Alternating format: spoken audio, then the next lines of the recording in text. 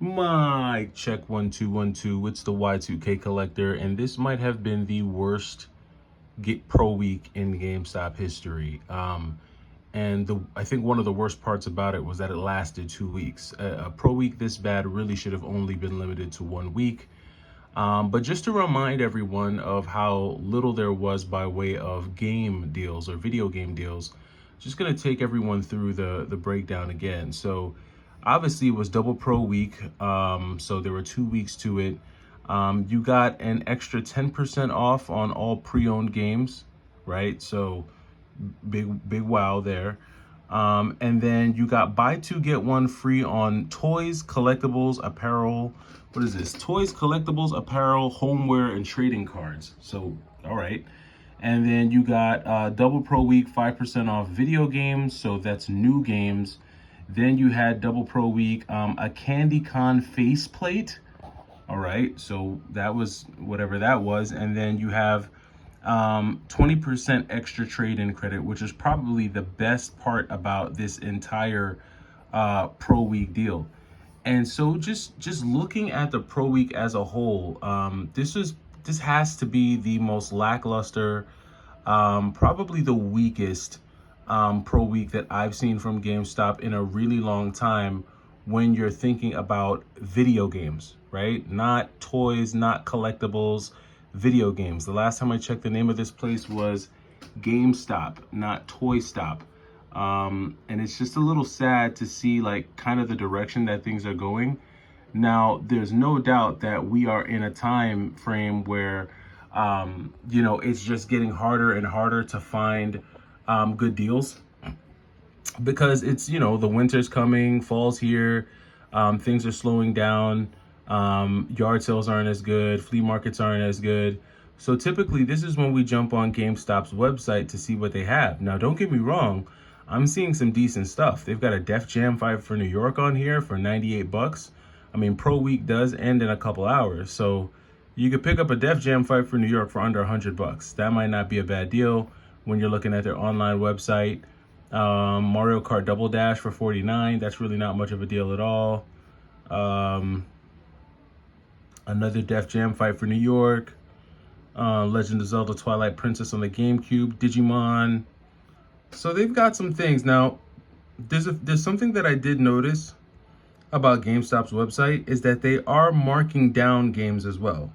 So they're not just pricing games up. It looks like they're pricing games back down based on, what their going market rate is. And I think I saw an example of this with one game that I saw on their website the other day. And I think it might have been Super Mario RPG. Now, they've typically had Super Mario RPG listed for $99. And that was where Super Mario RPG was during like the height of everything and during all the craze. But Super Mario RPG has actually come down in price. It's actually come down quite a bit. And as you can see, they have priced it down. So they've pretty much marked it down 30% for pro members. You can get it now for $71.99. So they are marking things down, which I guess is good. Hopefully that continues to happen as we move forward, because I do think we're going to see more prices go down for some of these video games that people are starting to realize just really aren't that rare. But they do have some stuff here. I mean, look, they've got Xenogears. I feel like this is a very underpriced game right here.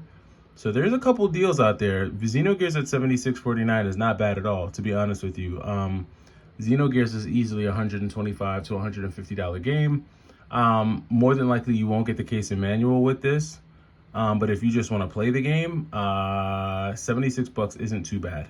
Might be something you'll want to jump on. So they do have some items, but to be quite honest with you, I've seen these games on here for a few days now.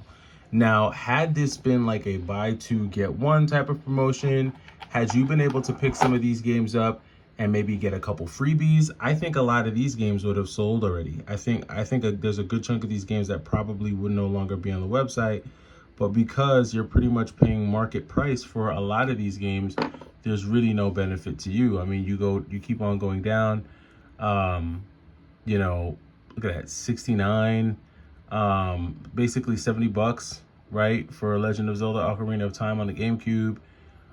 They do have Mega Man Legends for $50, but that's pretty much what it goes for.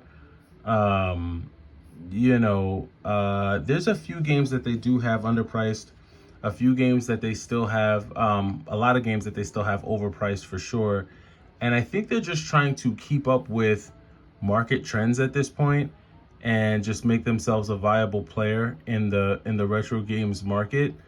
A lot of these games I've seen on their website for quite some time, so they're not bringing anything like truly unique to the table that I've seen. I would say probably the most obscure games that I've gotten from GameStop's website was probably like a copy of Mystical Ninja, which I've even seen that on their website again. Mega Man X2 I've never seen on their website more than once. I have seen Mega Man X3. I was just too slow to pick it up, which I'm kicking myself each and every time because they had it on there for $100. Which for Mega Man X3 on the Super Nintendo, that's not horrible. It's not horrible. But yeah, I mean, overall, just in terms of video game deals, this was a bummer, because there definitely were opportunities. Just looking at some of the inventory they have on their website, and I think they knew that.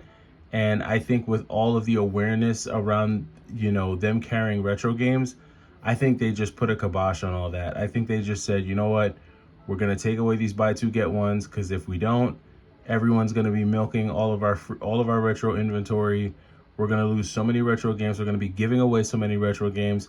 And they just decided to put a stop to it. And they decided to prioritize toys and collectibles and things like that. And GameStop has to be careful going this route.